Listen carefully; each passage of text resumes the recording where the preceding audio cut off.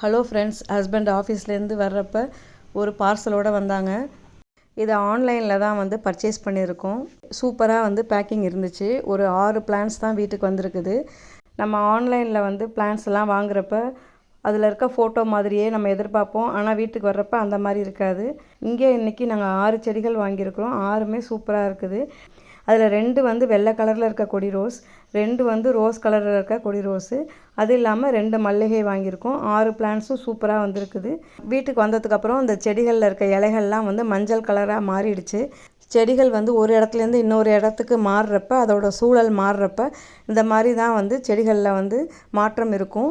அது மட்டும் இல்லாமல் தண்ணி அதிகமாக போனாலோ இல்லை சன்லைட் இல்லாமல் இருந்தாலோ இந்த மாதிரி காரணங்களாலேயோ இல்லை சத்து பற்றாக்குறையிலையோ கூட இந்த மாதிரி மஞ்சள் கலரில் மாறலாம். 2 நாளைக்கு அப்புறம் செடி திரும்பவும் பச்சை கொடுக்க ஆரம்பிச்சிடுச்சு.